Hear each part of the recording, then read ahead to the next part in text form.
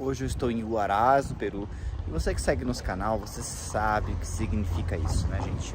Aqui em Huaraz é a cidade base para a gente escalar na Cordillera Blanca, onde estão as maiores e mais difíceis montanhas do Peru. E elas aparecem aqui, ó, no horizonte. Então, galera, aqui é o começo de uma nova aventura que eu vou contar aqui para vocês. Não de uma escalada, mas sim duas. É isso mesmo, vim para cá para escalar o Huascarán Norte e o Huascarán Sul, que é a segunda e a primeira montanha mais alta desse belíssimo e interessantíssimo país andino. Então, continua aqui nesse canal que você vai ver essa história por completo. Será que vai dar certo? Não é uma escalada fácil. Tomara que sim. Vamos ver como que é a ascensão dessa montanha, que ela é mística, que ela é super famosa e que é cheia de perigos e cheia de desafios.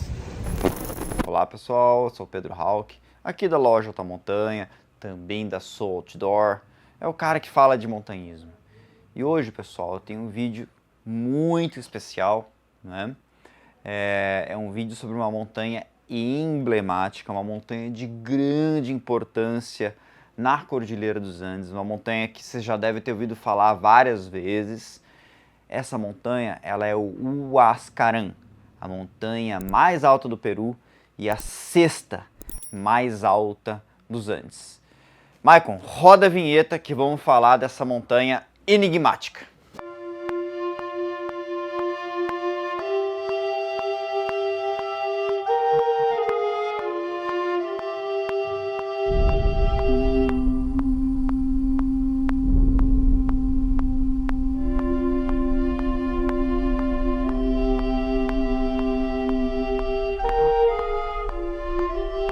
Tem um resgate e tem uma pessoa morta dentro de uma maca na tua frente. Não é uma coisa que dá uma levanta a moral, não, pelo contrário, dá uma baixa na moral bem grande.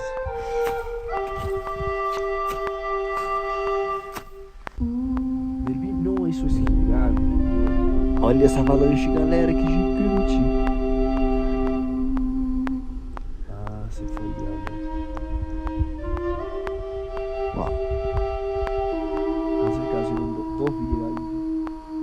Pela segunda vez chegar na montanha e pela segunda vez ter morte.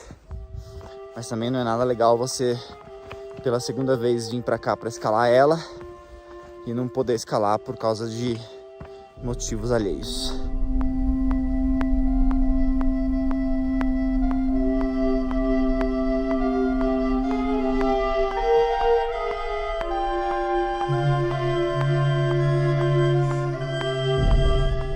Olha essa ponte, gente. Cara, essa ponte vai cair logo mais. E não tem por onde passar fora esse lugar.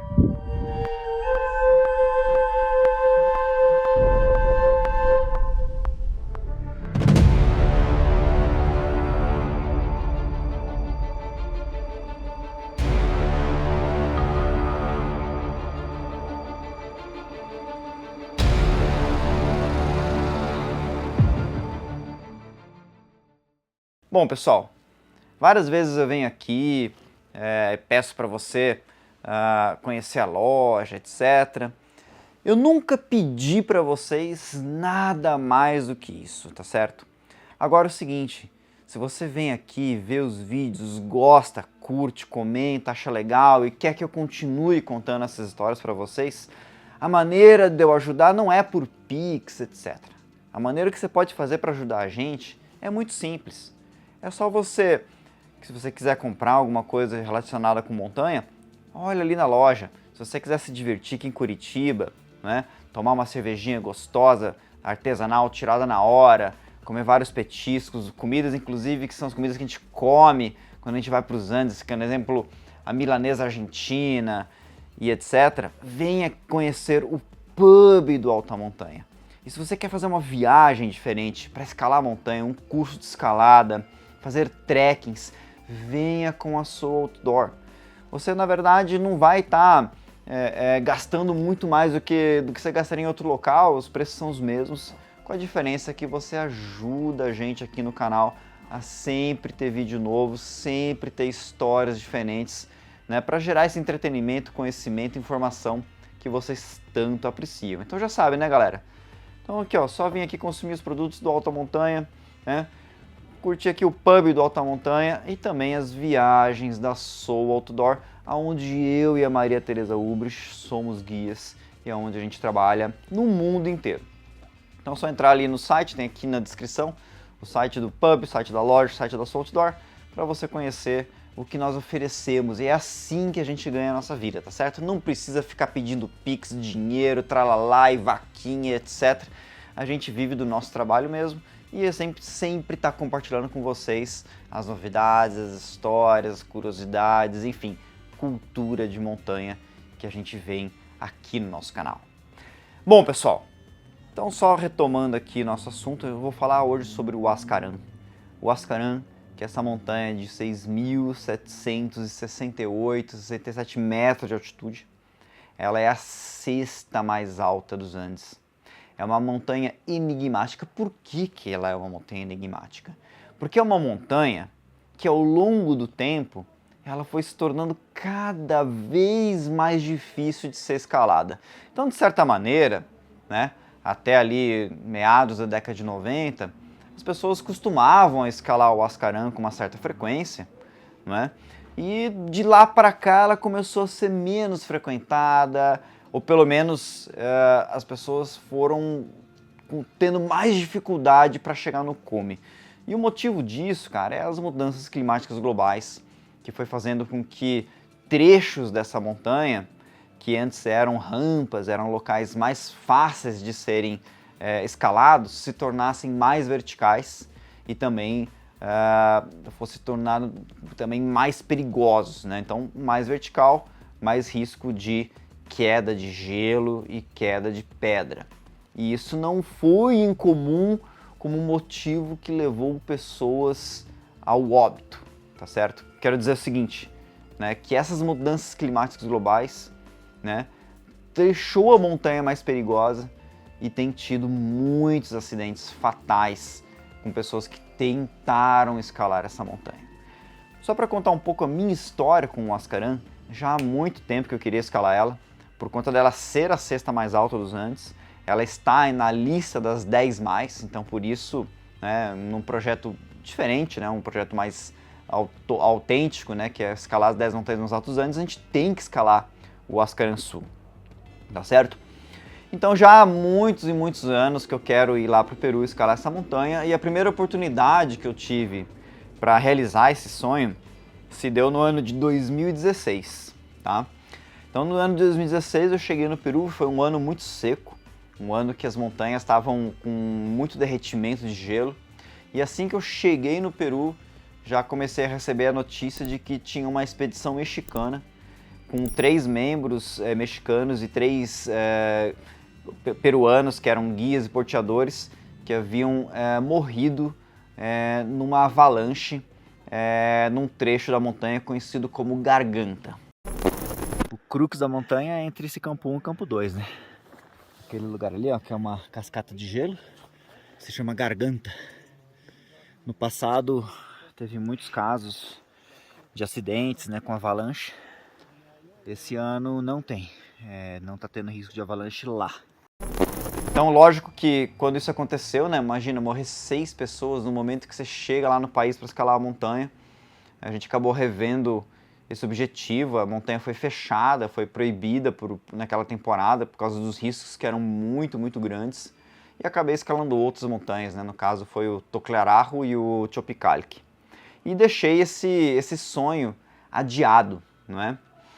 E aí então, eis que passado tantos anos, né, agora em 2022, tive a oportunidade de retornar ao Peru para poder escalar essa montanha.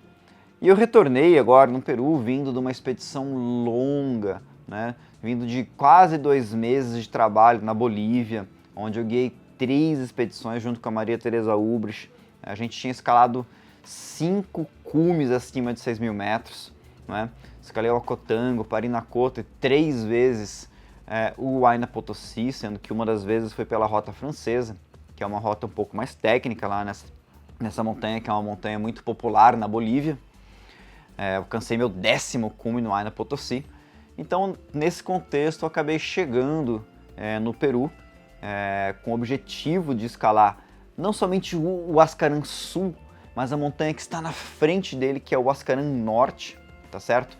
O Huascarán Norte, ele não é um subcume do Huascarán, ele é uma montanha independente, ele tem do colo que une o Huascarán Sul, separa ele do Huascarán Norte, você tem 600 metros verticais de desnível entre o cume do Huascarán Norte e esse colo, ou seja, é uma montanha independente em qualquer conceito que você utilize, seja o conceito do índice de dominância, seja o conceito do desnível topográfico, né, um conceito geográfico. O Huascarán Norte, ele é uma montanha, ele é a 10ª montanha mais alta dos Andes. Então eu cheguei ali com bastante ambição, tá certo, de saber essas montanhas. E agora a montanha tá aqui. Esse é o Huascarán Sul e esse aqui é o Huascarán Norte. O tempo deu uma fechada, mas espero que depois abra de volta. E acabou que chegamos no Peru, né? Pô, você chega em Lima, tem que pegar um ônibus, são 8 horas até Huaraz. Huaraz que é a cidade base para você escalar as montanhas da Cordilheira Blanca, que é onde fica o Huascarán e várias outras montanhas famosas do Peru, como por exemplo o Alpamayo, como por exemplo o Nevado Pisco, né? Tem outras montanhas fáceis como o Nevado Mateu, né? Agora sim, a maior parte das montanhas da Cordilheira Blanca peruana são montanhas difíceis, né? Então, por exemplo, Chacrararro, que é super difícil, você tem o Santa Cruz, você tem o Andói, você tem o Antsan, você tem, puxa, várias e várias montanhas que são montanhas muito técnicas, não é? E que por isso tem uma dificuldade bem grande.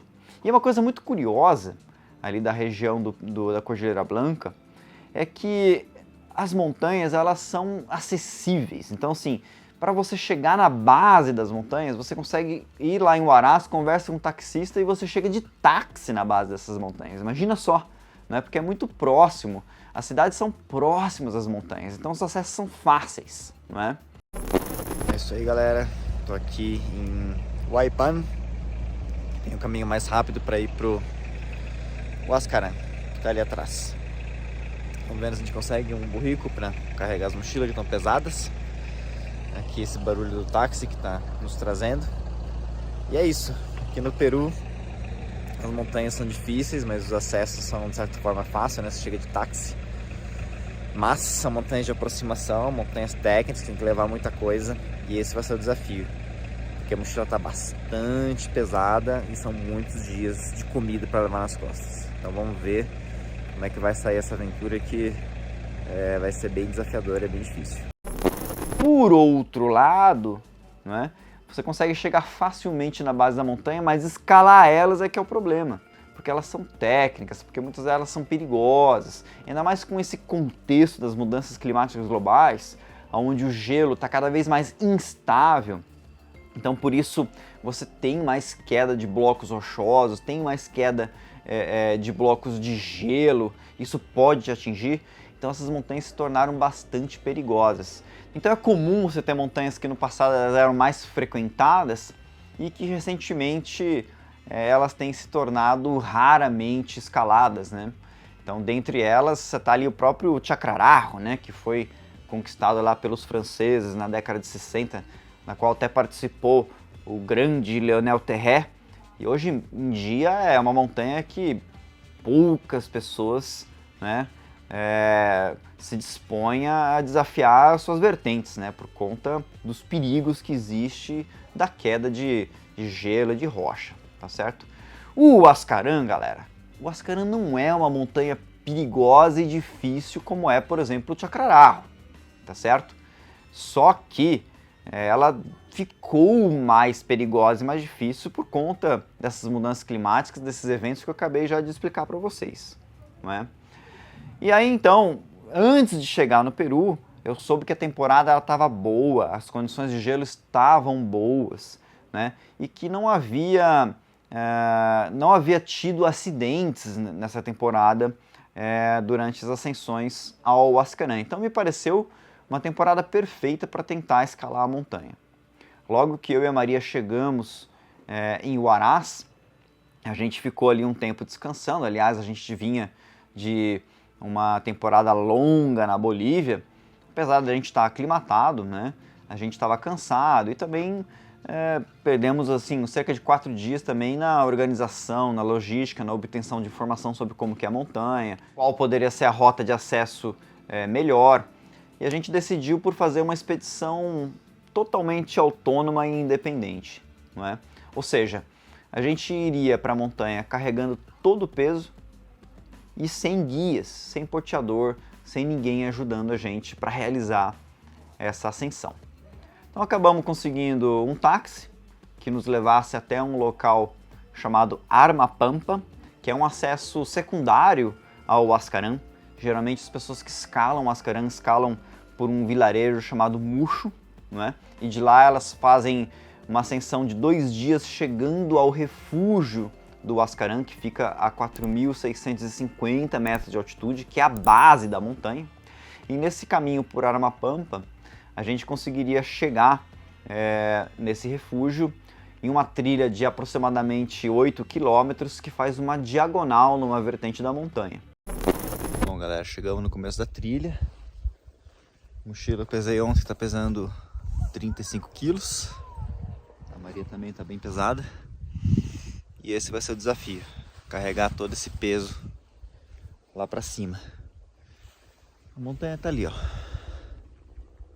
É bem alta. E é isso, o sofrimento vai vir cedo ou tarde. Infelizmente, esse ano o refúgio estaria fechado por conta de um problema burocrático, né? Que o refúgio ele é privado, ele foi construído por uma associação da Igreja Católica, né? Que é o grupo Dom Bosco. E eles já estavam gerenciando esse refúgio há mais de 20 anos e tinha vencido a concessão do Parque Nacional do Huascarán para eles manterem, né, o refúgio funcionando ali. E acabou que por conta do fim do tempo dessa concessão, depois eles acabaram renovando, mas o refúgio não abriu nessa temporada. Então isso foi um problema a mais da nossa expedição, porque seriam 2 noites, uma noite de chegada e uma noite de saída, a mais de comida e etc. que a gente tinha que levar. E numa expedição em alta montanha, galera, comida é uma coisa que pesa bastante, né? Então para você se alimentar, você além de ter que levar comida, você tem que levar panela, tem que levar fogareiro, tem que levar gás. Então tudo isso é espaço a mais na mochila. Quando você vai escalar uma montanha como o Huascarán, que tem trechos técnicos, ou seja, você vai ter que levar corda, cadeirinha, parafuso de gelo, estacas, né, capacete, mosquetões, freios. Tudo isso é mais espaço ainda na mochila. E aí então no dia que a gente começou a fazer a ascensão até a base da montanha, eu estava com 35 quilos nas costas. E aí então fui me relembrando, né, a época que eu era mais jovem, que eu já fiz várias montanhas nesse estilo, né, sem mula, sem nada, carregando muito peso. Escalei o Aconcagua desse jeito, escalei o Tupungato desse jeito. E cara, você pode olhar as imagens, mochila muito carregada, a mochila da Maria também muito carregada. Eu tava levando 2 mochilas, tá certo? Porque nessa expedição, já que eu sabia que eu ia ter que carregar muito peso, eu levei para o Peru a minha mochila Contact Pro, que é uma mochila cargueira da Deuter, que ela é desenhada para carregar uma carga mais pesada, com mais conforto, não é? Só que a Contact Pro, para ela poder assim, carregar esse volume e esse peso todo, é uma mochila que ela tem uma estrutura mais robusta. Então, por exemplo, a barrigueira da mochila é uma barrigueira muito grande, uma barrigueira que para te dar conforto, para você não se machucar levando todo esse peso, ela tem que ser grande, tem que ser muito acolchoada, etc. E para quem escala depois em trechos técnicos, a a barrigueira muito grande, ela acaba impedindo o uso da cadeirinha. Então por isso que eu levei uma segunda mochila, não é? Que era uma mochila de ataque, para que eu pudesse fazer a parte mais técnica, né, do ataque ao cume com uma mochila menor e que fosse mais fácil fazer essas escaladas, não é? Acabou que eu sofri muito para carregar todo esse peso. Quando eu cheguei mais ou menos a 1 hora antes do refúgio, eu já estava muito cansado, já estava ficando muito tarde e eu tive que esconder a minha mochila de ataque junto com bota, junto com outras coisas, aliviar também o peso da mochila da Maria, para a gente conseguir chegar mais cedo no refúgio e poder aproveitar a luz do dia, né? Então, assim, acabou que as coisas foram mudando, entendeu? A estratégia foi mudando porque a gente não conseguiu chegar no refúgio, né, carregando todo o peso. Eu tive que deixar a coisa abandonada, ou melhor, escondida no meio da trilha para resgatar no dia seguinte. São quase 4 da tarde, o refúgio está lá no horizonte. E aqui embaixo, ó, eu deixei um pouco de coisa para aliviar um pouco a carga, tá muito pesado. Senão a gente vai chegar muito tarde lá. Então vou ter que vir aqui buscar ainda. Então é isso. É foda, meu. Difícil fazer as coisas assim, né? É isso aí. E aí, galera, quando eu chego no refúgio, eu vejo uma movimentação, né? Eu sei, pô, mas o refúgio não estava fechado. E era uma galera indo aqui, indo ali. Cara, quando eu fico sabendo, tinha acabado de rolar um resgate e essa movimentação dessas pessoas era uma equipe de resgate de policiais, bombeiros e voluntários, e eles estavam descendo um corpo da montanha. Então, logo que isso aconteceu, eu falei, putz, cara, de novo, eu vou tentar escalar essa montanha e eu dou de cara com um acidente que levou à morte um escalador. E por mais que você imagine assim que, putz, o cara acabou morrendo, mas não necessariamente isso vai acontecer comigo, você sempre fica com um mau estigma, te dá uma baixa na moral. E como eu já vinha com uma moral reduzida porque eu não havia conseguido chegar no refúgio com toda a minha carga, né? Ou seja, tinha falhado na minha estratégia inicial, encontrar o caso de uma pessoa que acabou morrendo fazendo a mesma coisa que você pretende fazer, é bem ruim mesmo, né? E se não bastasse, um dos resgatistas, que era um policial, que estava descendo com a maca, ele acabou sofrendo um acidente e quebrado a perna. Então estava sendo, né, um resgate de um corpo e estava tendo resgate também de um dos resgatistas, né? E 2 dias antes desse resgate já tinha tido um outro caso de uma mulher peruana que havia caído numa greta, havia se machucado gravemente, mas ela foi resgatada com sucesso e não teve problemas mais graves, estava se recuperando no hospital. Ou seja, numa questão assim de 3 dias, 3 resgates na montanha. E aí então a montanha fazendo estalar aquela coisa na minha cabeça, né? Cuidado, Pedro, essa montanha é perigosa. E é evidente que eu fiquei ali, né, só observando o resgate, né? Eu acabei não me voluntariando a ajudar na remoção da vítima e também da pessoa falecida, né? Essa pessoa falecida, depois conversando com os resgatistas, descobri que se tratava de um equatoriano, que ele havia caído numa greta, não é? O guia dele, também equatoriano, havia segurado essa queda, mas ele sofreu um trauma durante a queda e ele acabou falecendo. Provavelmente deve ter tido alguma hemorragia interna, alguma coisa, não é? Então, assim, pelo menos, né, a queda foi por um erro humano. Uma pessoa cair numa greta é algo evitável, né? Você tem que tomar cuidado porque as gretas elas ficam tapadas e você de repente pode estar caminhando ali, chegando próximo da borda de uma greta, achando que ela é pequena, mas ela é maior do que aparenta. E foi isso, né, o relatado, aquilo que aconteceu com esse equatoriano, né? E nesse episódio, acabei encontrando várias pessoas que estavam ali, conversando com várias pessoas, e acabei começando a conversar com um argentino da província de Córdoba, chamado Christian. Ele estava sozinho naquele dia, mas no dia seguinte estava subindo lá a montanha o companheiro dele, que ia tentar fazer a montanha com ele, que era o Maxi, né? E aí acabei ficando conversando, né? Porque conheço muito bem a Argentina, então o cara montanhista da Argentina sempre rola um papo. A gente acabou fazendo uma amizade. No dia seguinte eu acordei mais cedo, resgatei os equipamentos que eu havia deixado no meio do caminho no dia anterior e aproveitei a tarde para fazer um porteio, né? Então, para quem não sabe, um porteio é quando você sobe para o próximo acampamento, levando parte dos seus equipamentos, você deposita nesse local e no dia seguinte você volta para esse local com o resto dos equipamentos para você dormir lá, para você pernoitar. Então, com isso eu adiantei já o dia seguinte. De certa forma, o dia seguinte seria o que era para a gente estar fazendo naquele mesmo dia, mas a gente perdeu esse dia por conta da carga pesada que eu estava carregando. Estou indo portear equipamento para o campo 1. Devo estar aqui com uns 15 quilos de comida.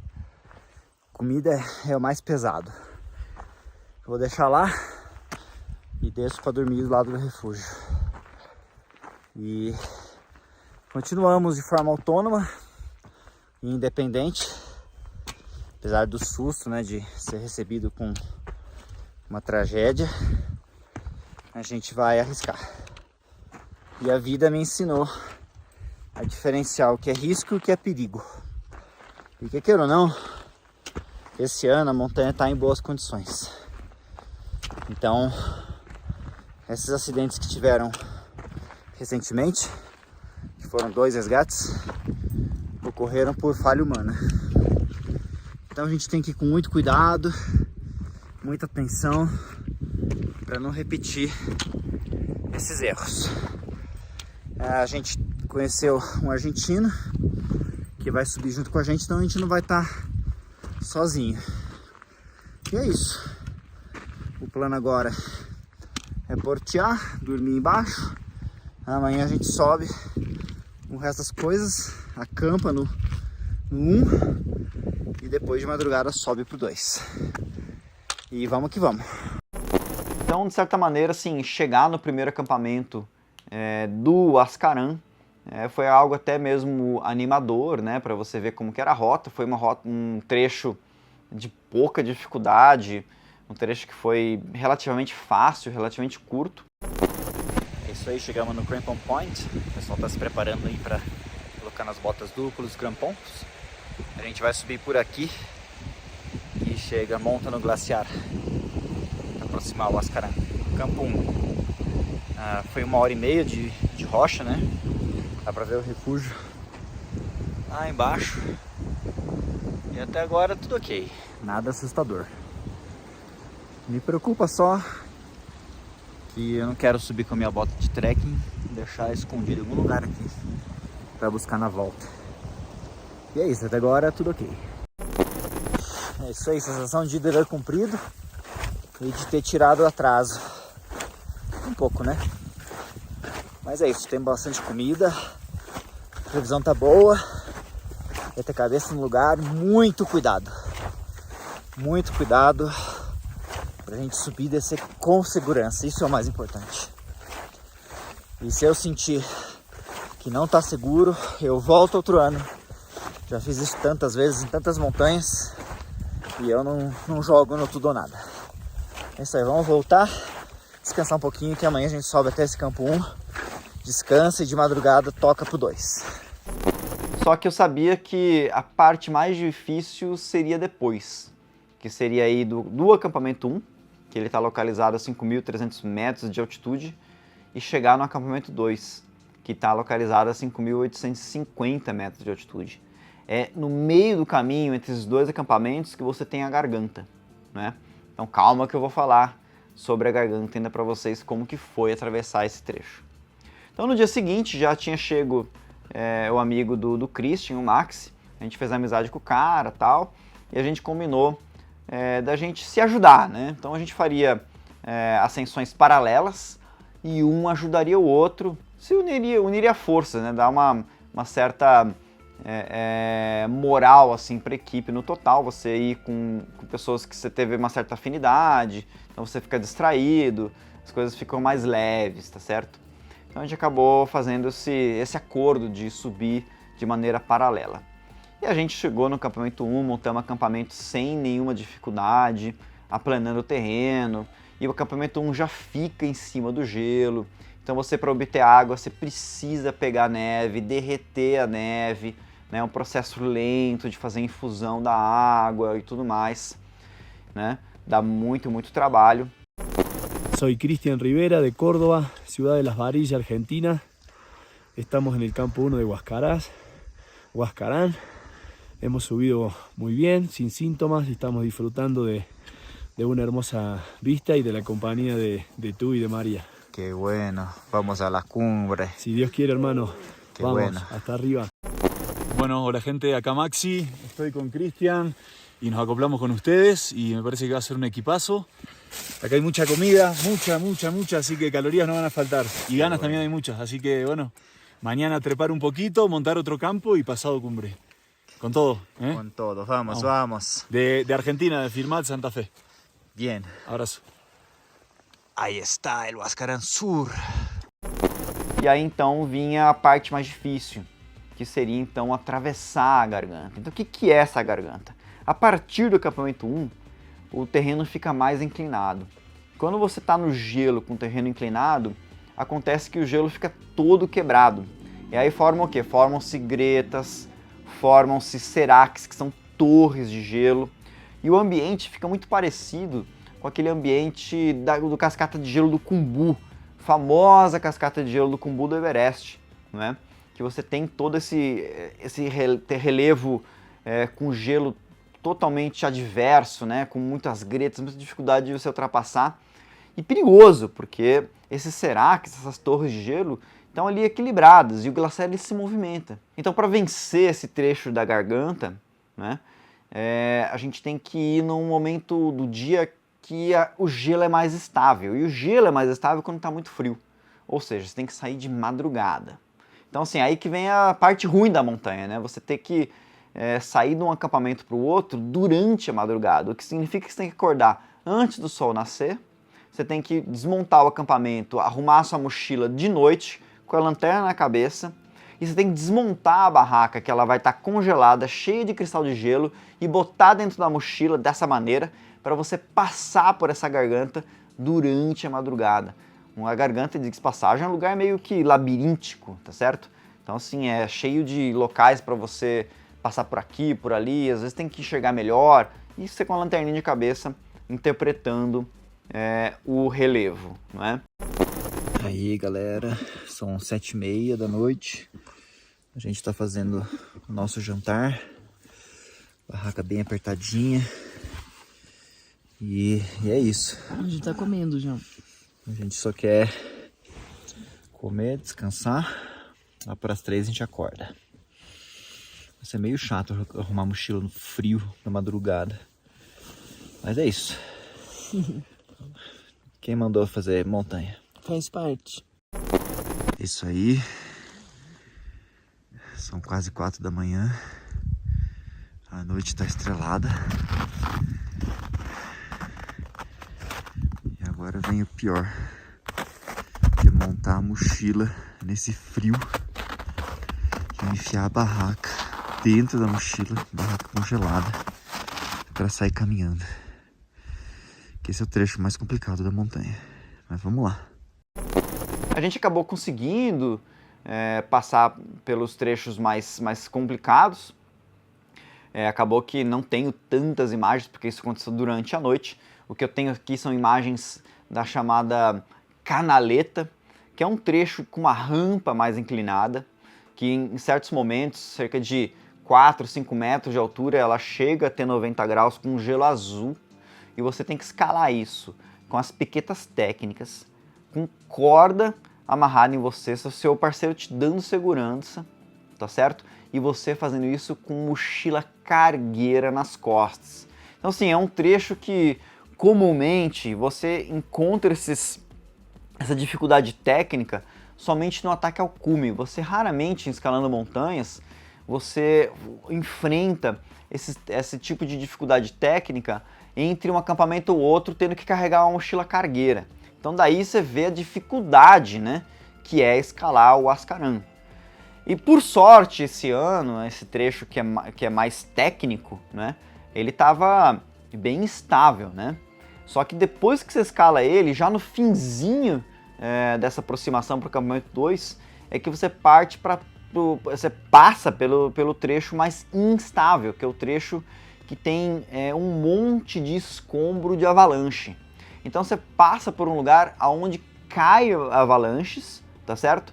E você tem que ter a sorte de quando você estiver passando por ali, não esteja caindo uma avalanche em cima de você.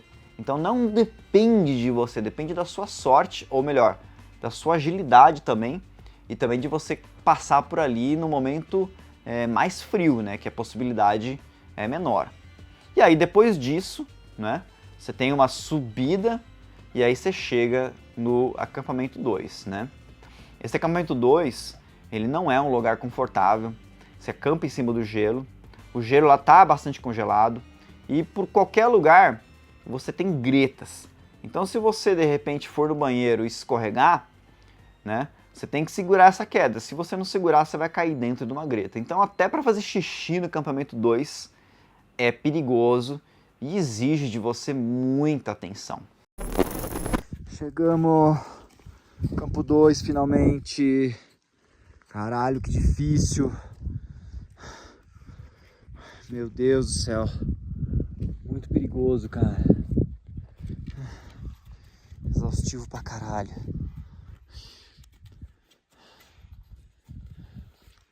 Maxi. Decime que es el campo 2. No, hay que subir más. No, mierda. Acá es campo 2.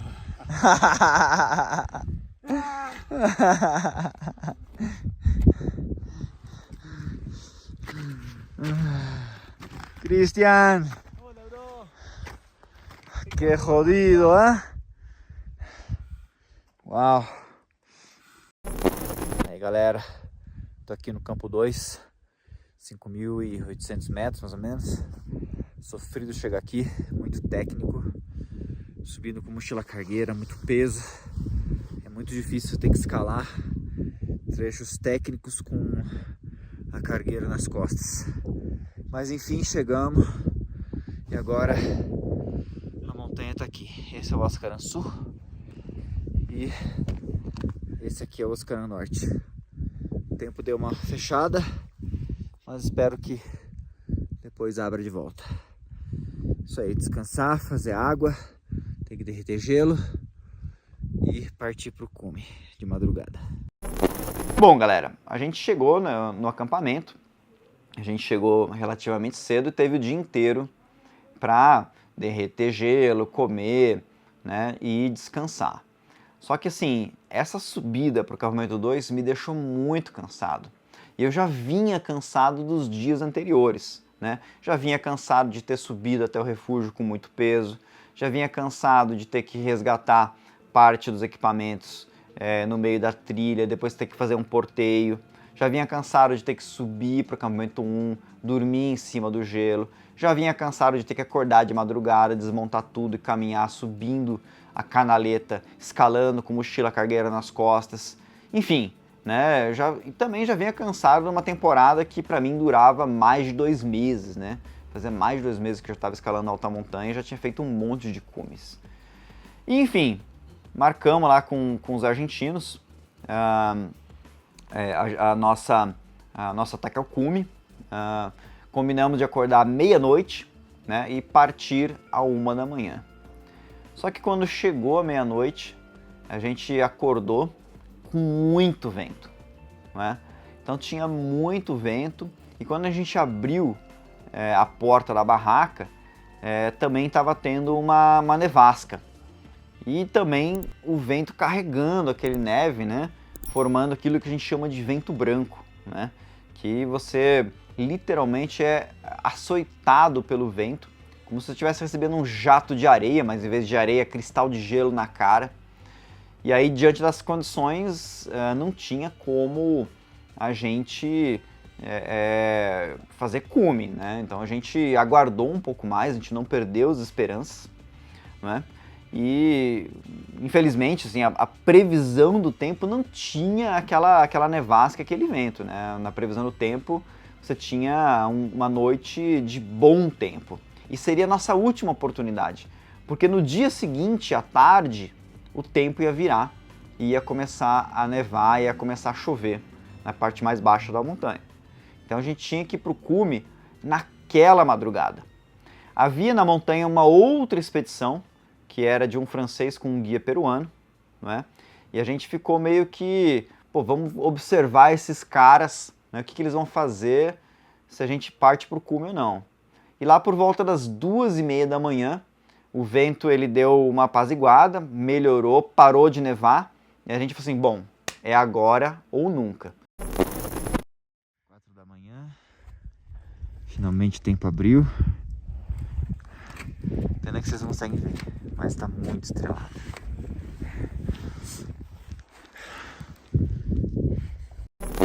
E a gente saiu pro cume, né? Nesse momento também saiu esse guia peruano, tá? E a gente meio que foi seguindo esse guia peruano, a gente estava sem guia, tá certo? E as pegadas que haviam antes das ascensões anteriores àquele dia que a gente estava na montanha, haviam sido apagadas pela tempestade que tinha acontecido durante a noite, algumas horas anteriores, né? Então a gente ficou seguindo ali a pegada desse guia peruano, até que a gente alcançou ele, e a gente notou nitidamente que ele não gostou da gente ter seguido ele. Num determinado momento ele chegou até a apagar a lanterna, e a gente só conseguiu enxergar ele porque o cliente não tinha apagado a lanterna. Então o cara estava realmente, assim, nitidamente irritado com a gente seguindo ele. Ele já chegou um momento para parar, para a gente ultrapassar ele, e a gente acabou passando, evidentemente, mas a gente ficava que nem uma barata tonta procurando o caminho, porque estava totalmente apagada as pegadas, não dava para você ver direito. E para piorar, galera, foi uma noite sem lua. Então assim, a lua já tinha se posto, a lua só tinha dado as caras durante o dia e não tinha lua durante a noite. Então a noite estava estrelada, não é? Só que não dava para enxergar muito longe, né? Então a gente pegava as lanternas para tentar enxergar e não conseguia ver. Por fim, o guia acabou indo embora com o cliente dele, eles não tentaram subir a montanha e a gente continuou, né, rastreando ali, procurando o caminho. Acabamos chegando numa rampa mais inclinada. Nessa rampa dava para ver que estava bastante movimentado o gelo, ou seja, dava para ver que as pessoas haviam escalado por ali. Escalei essa rampa, mais ou menos uns 30 metros. Quando eu subi essa rampa, olhei para cima, a única coisa que eu vi foi uma continuação dessa rampa com vários seracs, com vários obstáculos, né? E eu falei, cara, me lembrou na hora a escalada da rota francesa do Huayna Potosí. Então uma rampa, mais ou menos uns 60 graus de inclinação, não é grande coisa, né? É um grau fácil para você fazer uma ascensão. Só que geralmente, quando a galera encontra uma rampa com essa inclinação, as pessoas elas acabam desescalando essa rampa. E tinha todo aqueles seracs, então eu vi que era um zigue-zague, que era um labirinto, né? E eu pensei, cara, no estado que eu tava, sei lá, com 20% da minha bateria, né? Eu não vou ter energia para ficar procurando o caminho, tá? E para depois ainda ter que desescalar tudo isso, né? Eu vou ficar pelo caminho se eu for ir até o cume. E acabei, assim, me desmotivando de continuar tentando essa montanha e acabei jogando a real pra galera. Então, assim, eu era o cara que tinha mais experiência naquele grupo, né? Os próprios argentinos estavam muito na nossa dependência, até porque eles tinham uma corda pequena, eles tinham uma corda de somente 30 metros. Então se a gente fosse fazer rapel, a gente ia ter que fazer rapel com a minha corda de 60, que dá um rapel de 30 metros, né? A corda deles daria um rapel de 15, insuficiente. Então assim, já previ que ia passar por um perrengue lascado, não é? o tempo ia mudar, a tempestade estava anunciada, ia acontecer dali umas 15 horas, né? Ou seja, eu que tenho experiência, já passei por muito perrengue, falei, velho, não vai dar. E acabei desistindo de ir para a montanha. Retornamos para a barraca, descansamos um pouco, e aí então a gente acabou descendo aquele mesmo dia até o refúgio, né? Onde eu pude descansar um pouco melhor, e aí foi batata, né? Chegamos ali perto do refúgio, montamos a barraca, e aí então o cume do Huascarán foi totalmente tomado pela tempestade, né? Foi totalmente tomado pelas nuvens e começou a chover, né? E aí então, né, veio aquela frustração toda, né? Putz, tanto esforço pra nada. E aí, galera, será que eu perdi o Huascarán? Fala, galera, hoje é dia 6 de agosto, sábado, e assim está o Huascarán. À noite nevou bastante, nevou uns 10 centímetros pelo menos, e aqui na montanha tá eu e a Maria, ali atrás naquela barraquinha, um guia, um porter e um escalador alemão, e lá em cima tem um guia peruano com um estrangeiro, e acho que eles vão descer hoje. Então é isso, né? O tempo acabou fechando bastante e a previsão é que vai ter bastante nevasca para os próximos dias. Então a gente está descendo para o Huaraz e é isso, né? Dá para falar assim várias coisas que erramos, tá certo? Mas é normal errar quando você adota estratégias sem conhecer bem o lugar. E a gente veio muito carregado de peso, mas também é um estilo mais puro, mais difícil, onde a gente se desafiou bastante e a gente conseguiu quase tudo. Talvez se a gente pudesse contar um pouco com a sorte de ter pego uma noite com lua cheia, uma noite com mais claridade, a gente poderia ter interpretado melhor o caminho. Ou então, se a gente não tivesse pego aquela nevasca antes de partir para o cume, e aí a gente pudesse ter seguido as pegadas dos escaladores que subiram a montanha antes que nós, a gente pudesse ter chego na montanha. Pelo que disseram, fizemos o mais difícil. Faltou só o finalzinho. Qual que vai ser o fim dessa história? Não sabemos. Vamos ver o que o futuro nos reserva. Mas é isso, galera. O Huascarán, montanha mais alta do Peru. Montanha difícil, montanha perigosa, montanha onde acidentes acontecem, não é? Montanha onde a gente vê no noticiário com bastante tipicidade, inclusive acidentes que as pessoas acabam falecendo. Vamos para o Huaraz e o Huascarán ainda vai continuar, vai ter mais história de montanha sobre essa montanha ardilosa, assim por dizer.